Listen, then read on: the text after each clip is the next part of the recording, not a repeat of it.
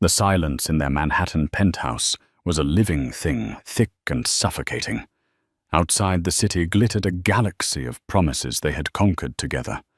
But inside the air was sharp with the scent of expensive cologne and betrayal.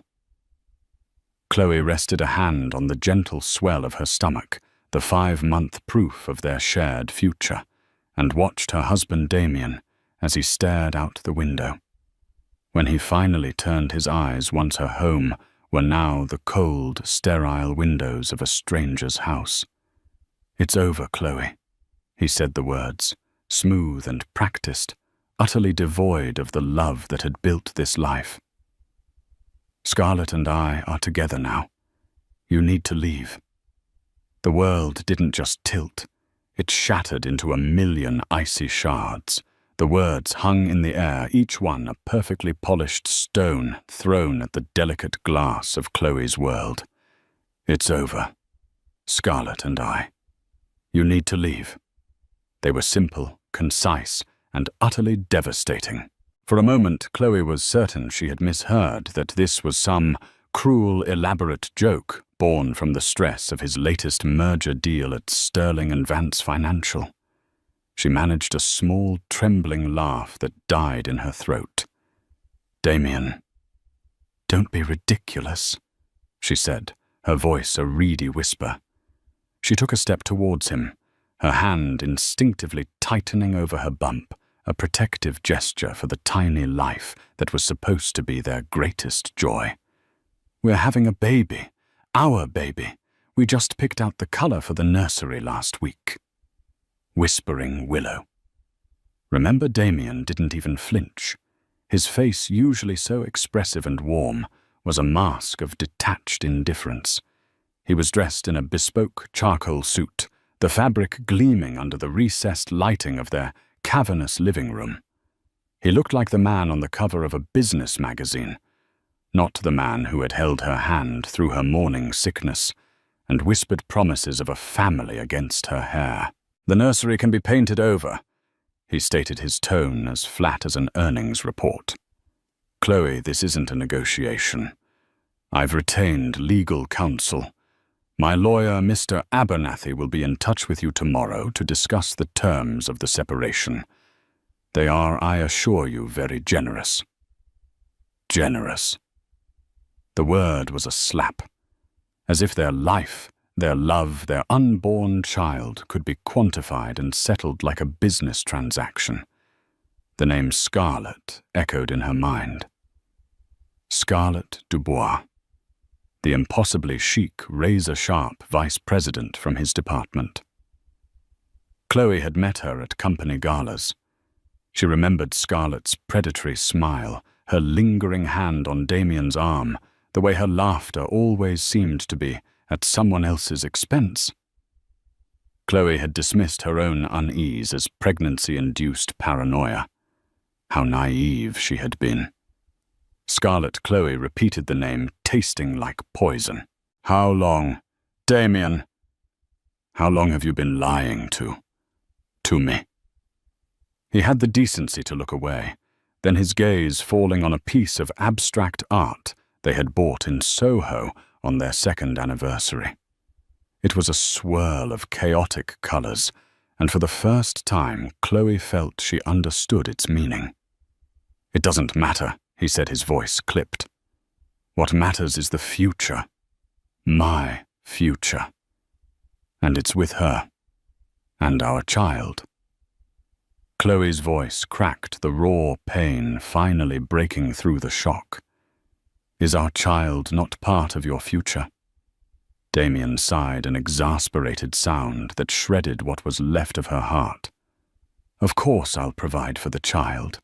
There will be a substantial trust fund, the best schools, the best of everything. My child will not want for anything material." Material. The word was so cold, so clinical. He spoke of their baby as if it were an asset to be managed, a line item on a balance sheet. Tears streamed down Chloe's face, now hot and silent. This wasn't the man she married. The man she married had dreamed of teaching their son to play catch in Central Park, of braiding their daughter's hair. This man, this stranger in the expensive suit, saw only obligations and expenses. "I want you out by the end of the week," he continued, turning back to her, his composure absolute. "I've arranged for you to stay at the Carlisle temporarily. All your things will be moved into storage, and you can have them sent wherever you decide to go. It's cleaner this way." Cleaner. He was sanitizing his life, scrubbing away the inconvenient stains of a pregnant wife to make room for his shiny new model. The shock was beginning to recede, replaced by a wave of white-hot fury. "Get out," she sputtered. "This is my home, Damien. I designed this space. Every book on these shelves, every piece of furniture, we chose it together." "Technically," he said, and the cruelty in his voice was surgical. "The penthouse is a corporate asset under my name. You have no legal claim to it, just as you have no claim to the joint accounts which, as of this afternoon, have been frozen pending the divorce settlement. For your protection, of course." The floor seemed to drop away. Frozen. He had cut her off completely. She was an architect, but she'd put her burgeoning career on hold to support his managing their properties and their life so he could focus on his meteoric rise. Most of their assets were tied to his name, his career. He had planned this, every last detail. The doorbell chimed a melodious, jarring sound in the tense silence. Damien walked to the door and opened it. And there she was. Scarlett Dubois, draped in a blood-red dress that clung to her like a second skin. She smiled a triumphant, unapologetic smirk that made Chloe's blood run cold. "Is she still here?" Scarlett asked, her voice a low purr as she glided into the apartment, her eyes sweeping over Chloe with disdain. She stopped beside Damien, possessively, linking her arm through his. "Darling, I thought you said this would be handled." The sight of them together, so comfortable and entitled in the heart of her home, finally broke Chloe. The fight drained out of her, replaced by a profound, crushing despair. She was no match for this. This was a corporate takeover, and she was the asset being liquidated. "I'll be gone by morning," Chloe whispered the words barely audible. She turned, unable to look at them any longer, and walked on numb legs towards the bedroom, the room where she and Damien had built their dreams. As she closed the door, she heard Scarlett's triumphant laugh echo down the hallway, the sound of her world ending. She collapsed onto the bed, her body racked with sobs, her hands clutching the small, precious life within her. She was alone, pregnant and penniless, in a city of millions. The gilded cage had not just cracked, it had been torn apart, leaving her exposed and bleeding in the ruins. The first 24 hours were a blur of cold panic and hollowed-out grief. Chloe moved through the apartment like a ghost, packing a single suitcase with trembling hands. Every object was a memory, a testament to a life that was now a lie. The photograph on the nightstand of their wedding in the Hamptons. Damien's face alight with what she had believed was adoration. The silly souvenir mug from their trip to Paris. The well-worn copy of The Great Gatsby he'd read aloud to her on rainy Sunday afternoons. She packed none of it. Those relics belonged to a woman who no longer existed. True to his word, when she tried to use her credit card to book a car service, it was declined. The word flashed in crimson on the small screen. Inactive. The humiliation was a physical blow. He had thought of everything. He hadn't just ended their marriage. He had systematically erased her from the life she had helped build. She was a non-entity, a ghost with a declined credit card. She ended up taking a yellow cab, the kind they hadn't used in years, to her friend Zoe's small but welcoming apartment in Greenwich Village.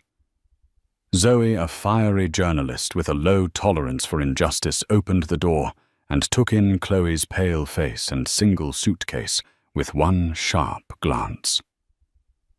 "Oh, honey." "No," Zoe breathed, pulling her into a fierce hug. "Tell me that son of a bitch didn't." Inside, over cups of chamomile tea that Chloe couldn't bring herself to drink, the whole sordid story spilled out. Zoe listened, her expression hardening from sympathy to pure rage. "Froze the accounts, kicked you out while you're pregnant." Zoe paced her small living room, her hands clenched into fists. "That's not just grounds for divorce. That's grounds for a public execution. We'll get a lawyer, a shark. We'll take him for everything he's worth." "He already has a shark," Chloe said, her voice sounding distant to her own ears. "Mr. Abernathy, Damien said he's the best. And Zoe, everything is in his name. The apartment, the investments, the bank accounts. I was so stupid. I trusted him." "You weren't stupid, you were in love," Zoe corrected fiercely. "There's a difference. He exploited that love. This is calculated. This is sociopathic." The next few days were a living nightmare. Calls from Mr. Abernathy's office went straight to Zoe's voicemail, as Chloe couldn't bear to hear the sterile legal jargon that would dismantle her life. The initial settlement offer arrived via courier. It was an insult wrapped in legalese. A one-time payment that would barely cover a year's rent in a decent neighborhood, and a monthly child support payment that was laughably small for a man of Damien's means. The stipulation was that she had to sign a comprehensive, non-disclosure agreement, effectively silencing her forever. Damien wanted to erase her, and he was willing to pay a nominal fee to do it. The cruelty was breathtaking. He wasn't just leaving her. He was trying to bury her. Chloe spent her days on Zoe's couch, staring blankly at the ceiling, the baby inside her a constant fluttering reminder of everything she was losing. She felt a deep, terrifying shame. How could she have been so blind? How could she bring a child into this chaos? Desperation began to set in a cold, creeping dread that threatened to swallow her whole. Her own family was gone. Her mother had passed away years ago, and her father, a brilliant but gentle history professor, had died from a sudden heart attack 2 years after. She was truly alone. Or was she? One evening, as Zoe was trying to coax her to eat some soup, a memory surfaced. It was from her father's funeral. A tall, imposing man with silver hair and eyes as sharp as chips of ice. He had stood at a distance, his presence filling the room with an unspoken authority. Alistair Sterling, her godfather. Her father and Alistair had been inseparable in college, two brilliant minds from vastly different worlds. Her father, the son of a librarian. Alistair, the sole heir to the Sterling industrial fortune. Their friendship was legendary, but it had grown distant over the years as Alistair's empire expanded and her father retreated into academia. Alistair had sent her a lavish wedding gift, but hadn't attended the ceremony, sending his apologies from a business trip in Tokyo. She hadn't seen or spoken to him in years, save for a polite, formal Christmas card exchange. He was a ghost from her past, a figure of immense power and wealth who seemed to belong to another universe. Reaching out to him felt like a desperate, pathetic plea. What would she even say? "Hello, Godfather, it's been a decade. My husband, the man you warned my father was too polished, just left me for his colleague and has cut me off financially while I'm carrying his child. Could you possibly help?" "What is it?" Zoe asked, noticing the flicker of something in Chloe's eyes. "My godfather," Chloe said slowly, the idea taking root. "Alistair Sterling." Zoe's spoon clattered onto the plate. Alistair Sterling, as in the Alistair Sterling. The reclusive billionaire, the one they call the kingmaker of Wall Street. Chloe nodded numbly. "My father was his best friend." "Chloe." Zoe grabbed her shoulders, her eyes wide with urgency. "You have to call him. Right now. You said Damien works for Sterling and Vance. Is that no relation?" Chloe clarified. "Just a coincidence in the name. Damien's firm is a different entity, but Alistair, he's powerful." The thought was terrifying. Alistair was a man who moved markets with a single phone call. He lived in a world of unimaginable influence. To him, her marital problems would be a trivial domestic squabble. He would probably think her weak and foolish. The Sterling name was synonymous with strength, with ruthless precision. But then she thought of the baby. Her baby. This wasn't just about her pride anymore. It was about survival. It was about fighting for the child who deserved so much more than a father who saw him as a line item and a mother on the brink of despair. Her hands trembled as she searched for his number. She had an old address book of her father's, and tucked inside was a private number for Alistair's personal assistant labeled "in case of emergency." If this wasn't an emergency, she didn't know what was. Taking a deep breath, steeling her nerves, she dialed the number. A crisp, professional voice answered on the first ring. "Mr. Sterling's office." "Hello," Chloe began, her voice shaking. "My name is Chloe Reed. My father was Robert Thorne. I need to speak with my godfather, Mr. Sterling. It's urgent." There was a pause on the other end of the line, and for a heart-stopping moment, Chloe thought she would be dismissed, shuffled off to some junior secretary. Then the voice returned, warmer now. "Please hold for Mr. Sterling, Miss Thorne." They had used her maiden name. He remembered. A sliver of hope, the first she'd felt in days, pierced through the suffocating darkness.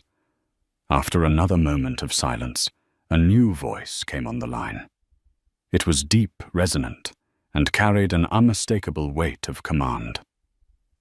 "Chloe, is that you, child?" The sound of his voice, a voice she hadn't heard in 10 years, broke through her carefully constructed composure. A sob escaped her lips. "Alistair." She cried the name, a desperate plea. "I need your help."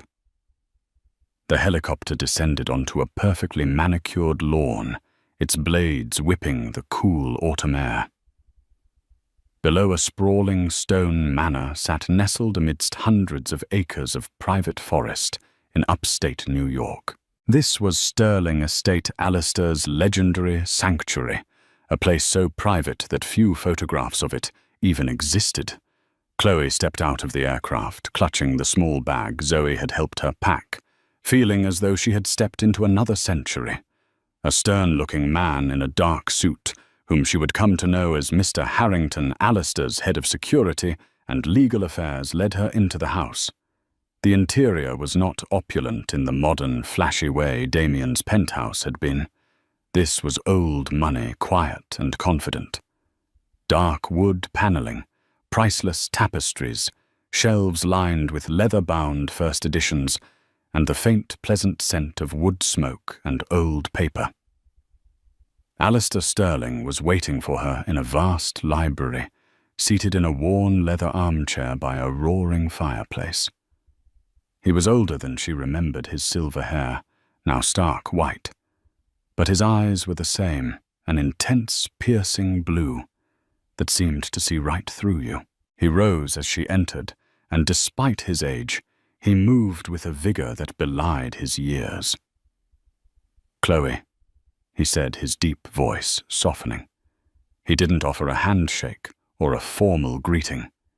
Instead, he opened his arms, and Chloe, overwhelmed, walked into his embrace. It was not a warm, cuddly hug, but it was solid, protective, and for the first time in weeks, she felt safe. "You should have called sooner." He gestured for her to sit in the chair opposite his.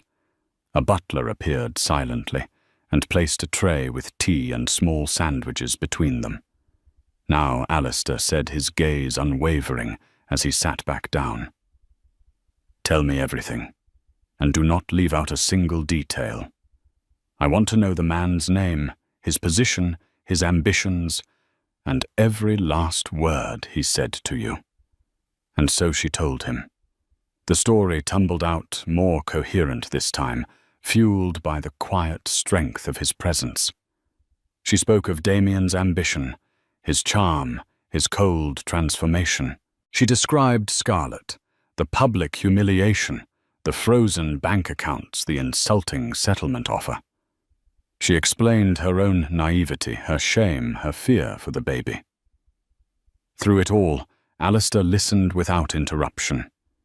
His face was unreadable, a stony mask, but she saw a muscle tighten in his jaw, and his blue eyes grew colder, harder. When she finished, the only sound in the room was the crackling of the fire. Alistair steepled his long fingers, his gaze fixed on a point in the middle distance. "Robert, your father never trusted him," Alistair said, his voice a low rumble. "He told me once that Damien Reed had a wolf's smile and a calculator for a heart. I warned him to advise you against the marriage, but Robert was too soft. He wanted his daughter to be happy, and you were blindingly in love."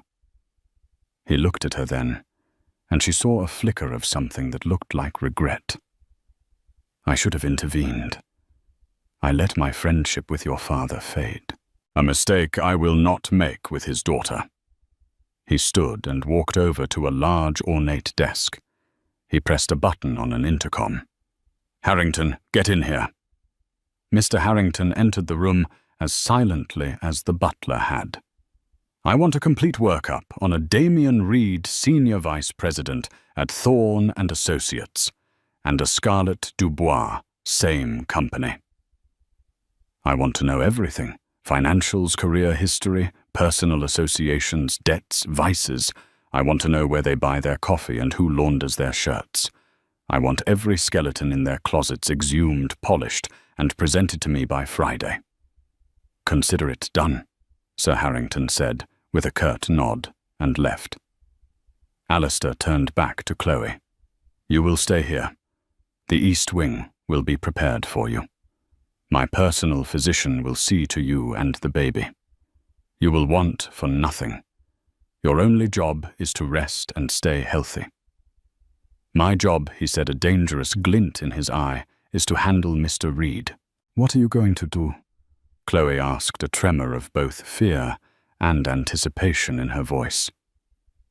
"There are two ways to deal with a pest child," Alistair explained, picking up a heavy crystal decanter of whiskey and pouring a small measure into a glass. "You can swat it, which is noisy and messy, or you can carefully dismantle its nest brick by brick until it has nowhere left to live. Then it simply disappears. I prefer the second method. It's quieter, more permanent, and infinitely more satisfying." He took a sip of his whiskey. "This Damien character has built his life on a foundation of ambition and image.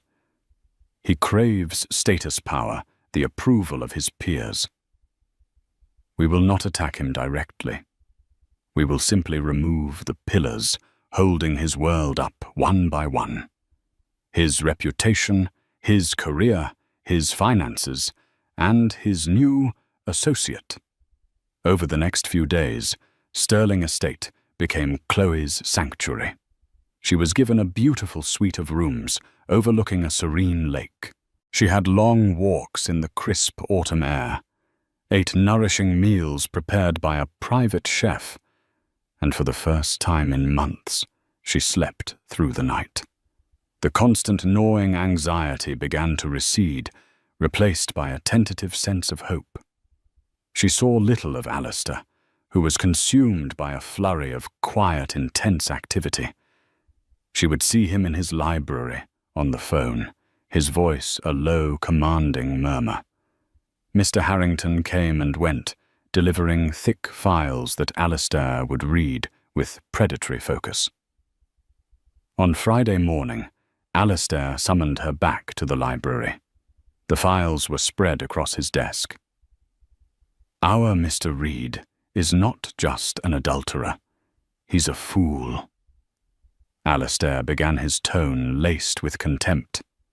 "He's over-leveraged.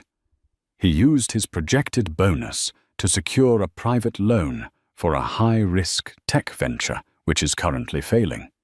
He's been padding his expense reports for years, small amounts, but the pattern is clear. And most interestingly, the last big merger he managed. There are irregularities, discrepancies in the valuation that benefited a shell corporation." He slid a photograph across the desk. It was of Scarlett, laughing with a man at a cafe. "And Miss Dubois. She has a reputation. She attaches herself to rising stars, uses them for their connections and status, and discards them when a better opportunity presents itself. Before Damien, it was a director at a rival firm. Before him, an heir to a shipping fortune. She's a parasite, and Damien is her current host. But the shell corporation from Damien's merger deal, it's registered to her brother." Chloe stared, her mind reeling. It wasn't just an affair. It was a conspiracy.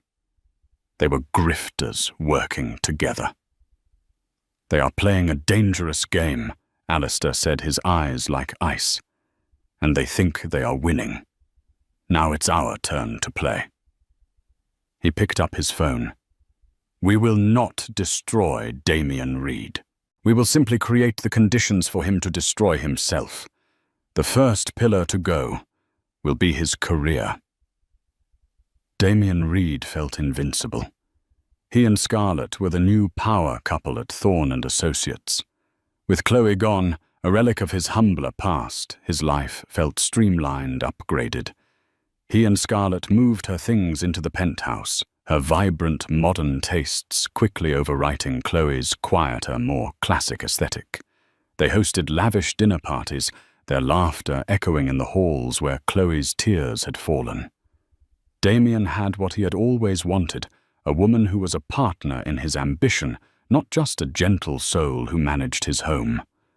Scarlett was a reflection of his own ruthless drive. His career was at its zenith. He was leading the acquisition of a promising new fintech company, a deal that would cement his reputation and guarantee him a staggering year-end bonus. He paraded Scarlett at corporate events, her presence on his arm, a clear signal of his new unapologetic power. He ignored the pitying or disapproving looks from some of the older colleagues who had been fond of Chloe. They were dinosaurs, he thought. They didn't understand the new rules of the game. The first crack in his perfect world appeared on a Tuesday morning. It was a small thing. A conference call with the board of the fintech company was abruptly postponed. No reason was given, just a curt email from their CEO citing an internal review. Damien was annoyed but not concerned. Corporate jitters were common in deals of this size. Then a few days later, a more unsettling event occurred. He was in a meeting with the firm's CFO, presenting his projected numbers for the acquisition. The CFO, a notoriously meticulous man named Peterson, peered at the documents over his glasses. "These valuations," Reed Peterson said slowly. "They seem optimistic." I'm getting some conflicting third-party analysis. Whispers of an inflated asset portfolio. Damien's smile tightened. My team did its due diligence, Peterson. The numbers are solid. Perhaps, Peterson said, non-committally. But the board is getting nervous. Someone on the acquisition target's side must be getting cold feet and leaking negative spin. Tighten it up, Reed. I don't like uncertainty. Damien left the meeting with a knot of unease in his stomach. Whispers. Uncertainty. These were not words he was accustomed to. He spent the rest of the day on the phone calling his contacts, trying to shore up the deal. But he was met with a strange coolness. People who had once taken his calls instantly were now suddenly in meetings. Emails went unanswered for hours. Scarlett, ever the pragmatist, was dismissive. It's just a rough patch, darling. She purred, massaging his shoulders as he stared out the penthouse window, the view no longer seeming so triumphant. You're the best deal maker they have. They need you. Just show them who's in charge. But the whispers grew louder. An anonymous email began circulating among the senior partners, raising questions about Damien's aggressive accounting practices on past deals. It was vague, containing no concrete proof, but it planted a seed of doubt. It was poison in the water supply. His paranoia began to fester. He snapped at his junior analysts, accusing them of leaking information. He started seeing rivals in every corner, imagining conspiracies to sabotage his deal. The pressure mounted, and the strain began to show. The easy charm that had defined him was replaced by a brittle defensive arrogance. The real blow came the following week. The firm announced a surprise audit of all major ongoing projects, with a specific focus on Damien's fintech acquisition. It was presented as a routine procedural update, but everyone knew what it was, a vote of no confidence. His authority was being publicly undermined. That night, he and Scarlett had a vicious argument. You need to control this, Damien, she hissed, her perfect composure finally cracking. You look weak. They're walking all over you. This isn't the man I signed up for. What do you want me to do? Scarlett. He shot back, his voice rising. Someone is actively working against me. This isn't just bad luck. It's a targeted attack. Then find out who it is and crush them, she demanded. This is our future, our money. Don't you dare let it slip away because you're too busy feeling sorry for yourself. The accusation stung. He was Damien Reed. He didn't get attacked. He was the attacker. He resolved to fight back. He started digging, trying to find the source of the leaks, the origin of the rumors. He hired a private investigator, a discreet but expensive man, who promised results.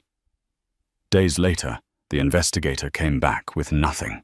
It's like I'm chasing a ghost, the man said, looking perplexed. The rumors seemed to spring from everywhere and nowhere at once.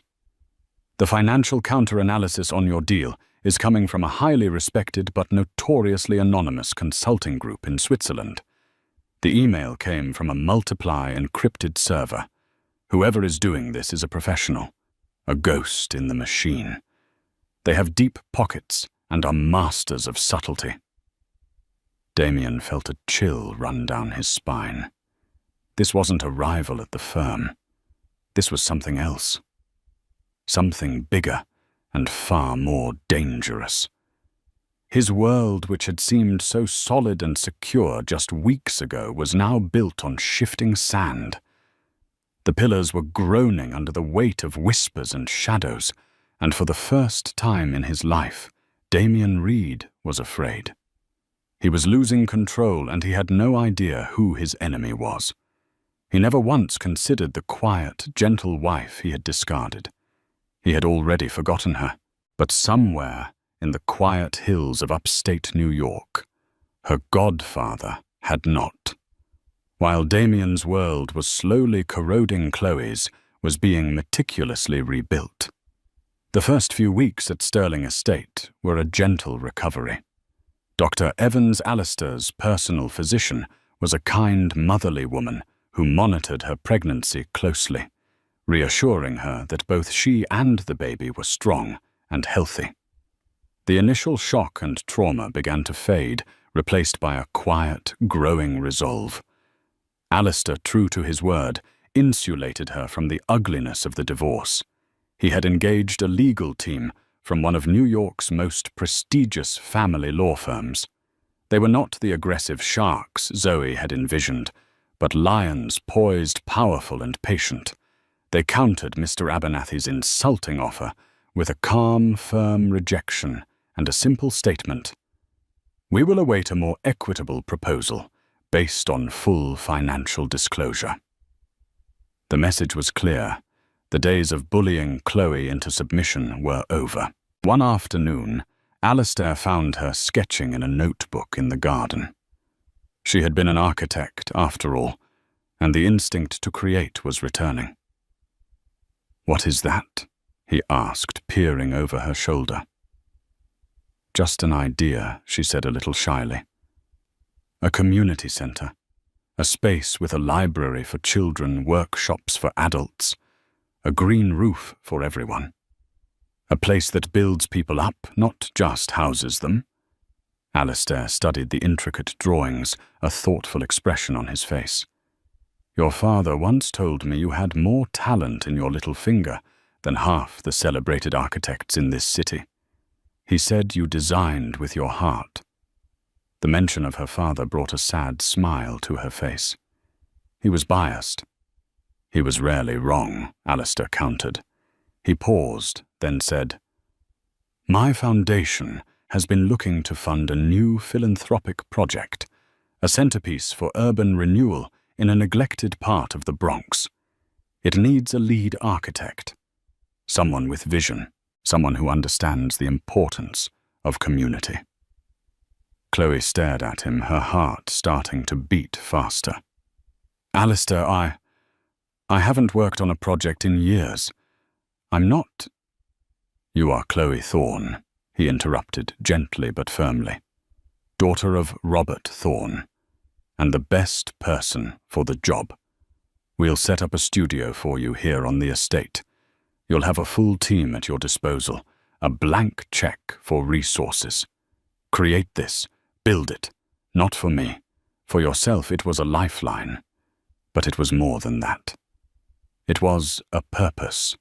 For the first time since Damien had shattered her world, Chloe felt a spark of her old self ignite. The project consumed her. She threw herself into the work, her days filled with blueprints, model building, and video conferences with engineers and city planners. The pregnancy, once a source of fear and uncertainty, now felt like a wellspring of creative energy. She was building two things at once: a community center and a new life for herself and her child.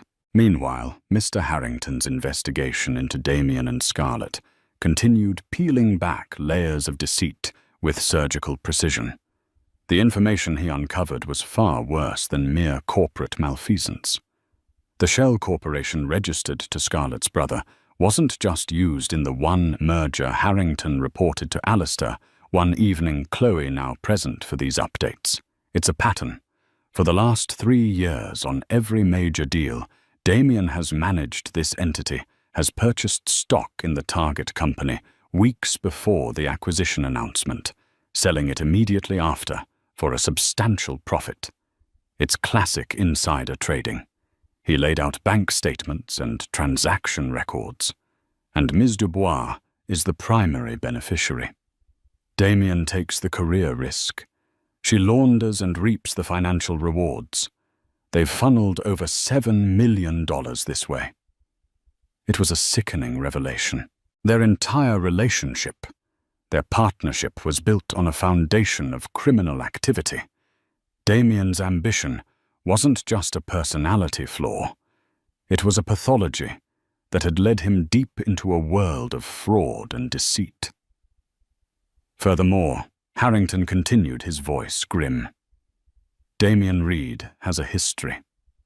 In his first job out of business school, a senior mentor took him under his wing. 6 months later, that mentor was fired for gross incompetence after a project he and Damian were leading failed spectacularly. Documents later proved the failure was due to a catastrophic error made by Damian, which he skillfully blamed on his superior. Chloe felt sick. The charm, the ambition, the charisma, it was all a facade, hiding a man who would stop at nothing to get ahead, leaving a trail of wreckage in his wake. She had been the latest casualty. The SEC would be very interested in these transaction records, Alistair mused, looking at the documents with a cold, calculating gaze, as would the board of directors at Thorne and Associates. And the press, I imagine. What do we do? Chloe asked, her voice quiet. Part of her wanted to see him ruined, to see him pay for the pain he had caused. Another smaller part, the part that had once loved him, flinched at the thought of such utter destruction. We do nothing. For now, Alistair said. A cornered animal is dangerous and unpredictable. A confident animal, however, will walk directly into a trap. Damian is currently hosting a major fundraising gala for the New York Arts Council. He and Ms. Dubois are the co-chairs. It's their grand debut as the city's newest power couple. They believe they have weathered the storm. They think they are about to celebrate their victory. Alistair looked from the damning financial records to Chloe's architectural blueprints spread across the table. It seems a fitting venue for the final act, he said, a grim smile touching his lips. They want to be in the spotlight, so let's give them one.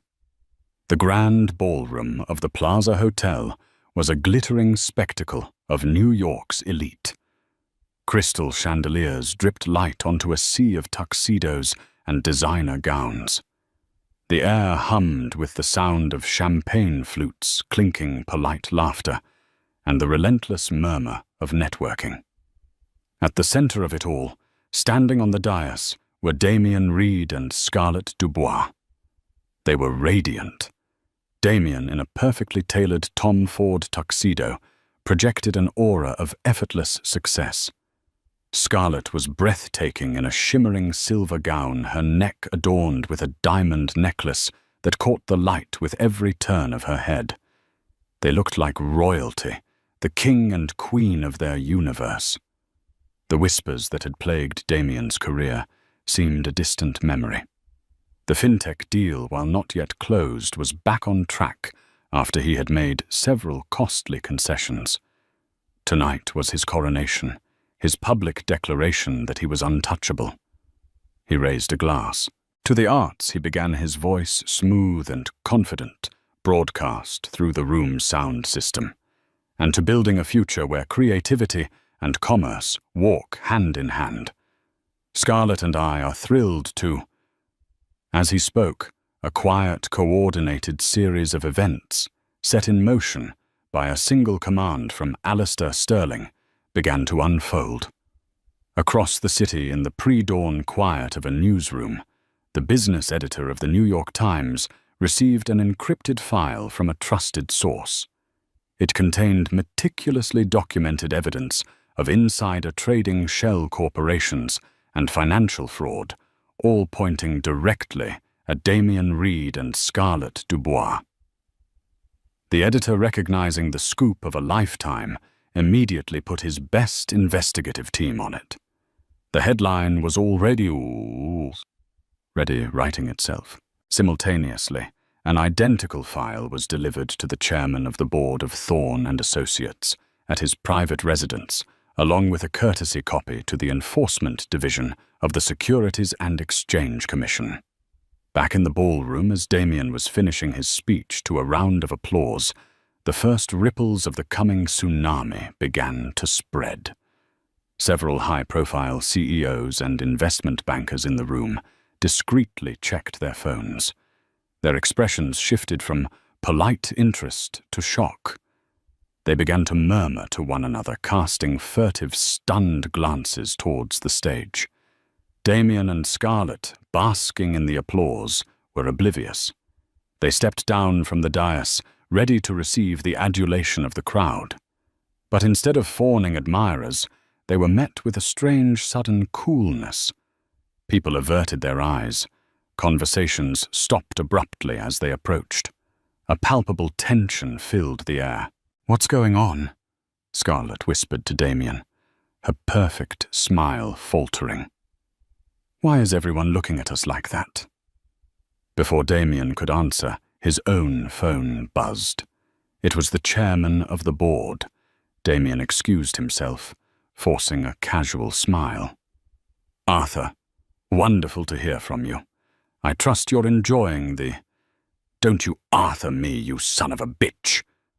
The voice on the other end snarled thick with fury.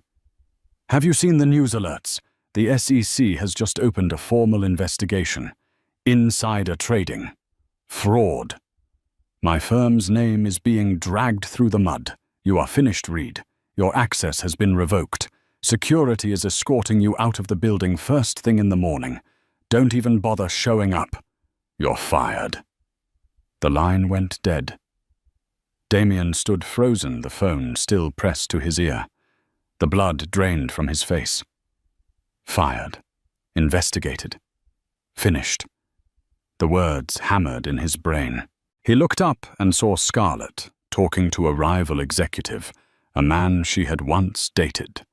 As she talked, she subtly, almost imperceptibly distanced herself from Damien's side, creating a few feet of physical space between them. The executive showed her something on his phone. Scarlett's eyes widened in horror. Her mask of cool sophistication shattered, replaced by raw panic. The murmuring in the room was now a roar. Everyone was on their phones reading the breaking news alerts that were lighting up screens across the ballroom. Wall Street rising star in SEC probe. Thorne & Associates VP accused of multi-million-dollar fraud scheme. Damien felt hundreds of pairs of eyes on him. They were no longer looks of admiration or envy, but of contempt, morbid curiosity, and schadenfreude. He was no longer the king. He was the spectacle. He was the carcass that the vultures were beginning to circle. He reached for Scarlett's arm, his last anchor in the storm. "Scarlett, we have to." She snatched her arm away as if his touch were toxic. Her face was a mask of cold fury. She spat, her voice a venomous whisper for his ears only. "There is no we.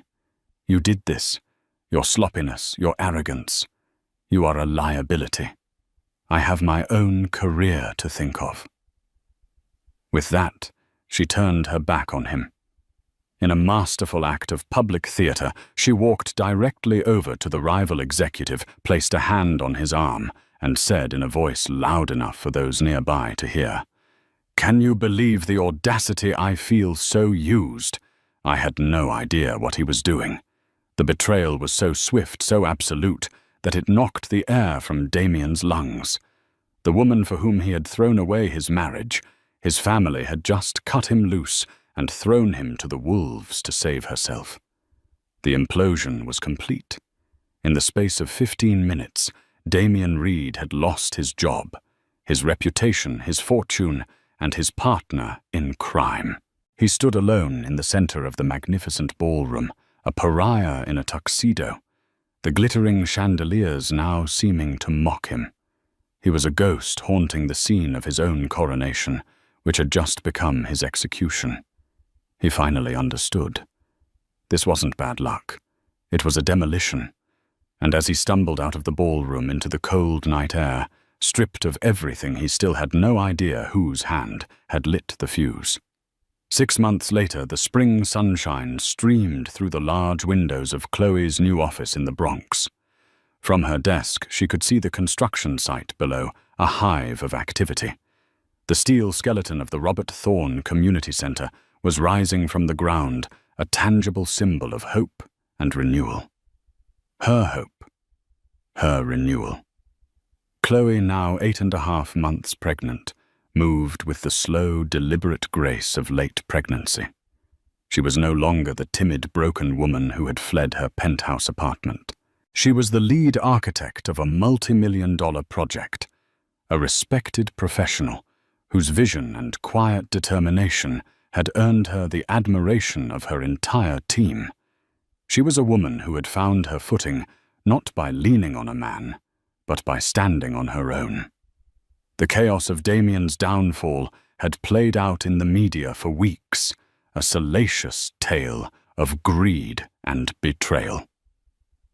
Faced with irrefutable evidence, Damien's legal team had advised him to plead guilty to lesser charges to avoid a lengthy prison sentence. He was facing years of probation, crippling financial penalties, and a permanent ban from the securities industry. He had lost everything: the penthouse, the career, the status. He was a broken man, a cautionary tale whispered at cocktail parties. Scarlett, ever the survivor, had managed to escape criminal charges by cooperating fully with the investigation, painting herself as a victim of Damien's manipulation. Her reputation was in tatters, however, and she had quietly resigned from her position and disappeared from the New York social scene. The diamonds and the power were gone, and without them she was just another ambitious woman with a tarnished past. Chloe had her final meeting with her lawyers the week before. The divorce was finalized. Alistair's legal team had ensured she received a settlement that was not just equitable, but punitive. With Damien's fraudulent earnings seized by the government, the settlement was drawn from his few remaining legitimate assets. It wasn't a fortune, but it was enough to provide a secure future for her and her child. More importantly, it was a legal acknowledgement of his profound betrayal. She had signed the papers without a trace of sadness, only a quiet sense of closure. Alistair had become a permanent, cherished part of her life. He was no longer the distant, intimidating figure of her childhood, but a true godfather in every sense of the word. He visited the construction site weekly, his shrewd eyes missing no detail, a proud paternal smile on his face as he watched Chloe command her team. He spoke often of her father, sharing stories she had never heard, bridging the gap between her past and her future. He was the family she thought she had lost. Her friend Zoe was a frequent visitor, marveling at the transformation. "Look at you," Zoe said one afternoon, placing a hand on Chloe's belly. "Running a major project, about to have a baby, looking like a goddess. If this isn't the definition of winning, I don't know what is." Chloe smiled, a genuine, radiant smile. "It doesn't feel like winning, Zoe. It just feels right. Like I'm finally living the life I was supposed to build all along." A few weeks later, Chloe gave birth to a healthy, beautiful baby boy.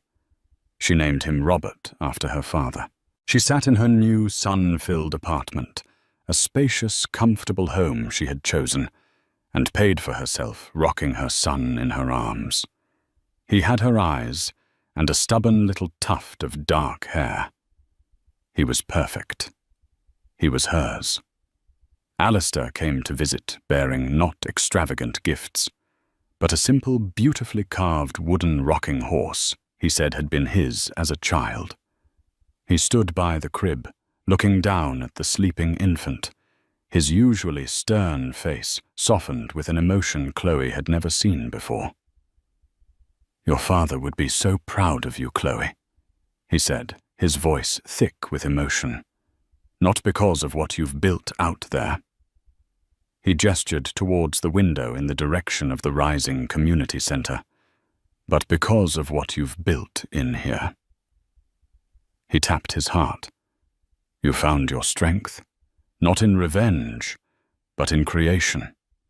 That is the greatest victory of all." Chloe looked down at her son, his tiny hand wrapped around her finger. The pain of Damien's betrayal was now a distant scar, a reminder of a past life that no longer felt like her own. She had lost a husband, a home, and a life she thought she wanted.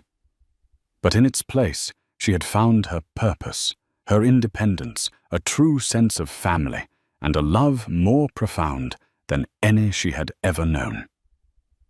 She had her son. She had a future she was designing herself from the ground up.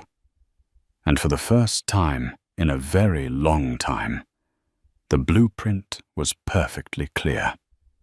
Chloe's journey from the depths of a devastating betrayal to the pinnacle of personal and professional triumph is a powerful testament to the resilience of the human spirit.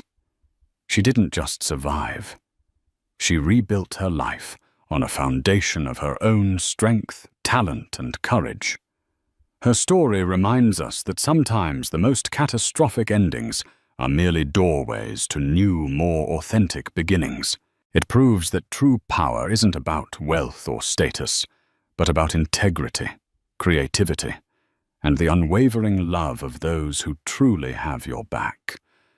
In the end, the penthouse was just a gilded cage, and it took losing it all for her to finally learn how to fly. If Chloe's story of strength and justice moved you, please give this video a like to show your support. Share it with someone who might need a reminder of their own inner power. And don't forget to subscribe to our channel for more real-life stories of overcoming adversity and finding triumph.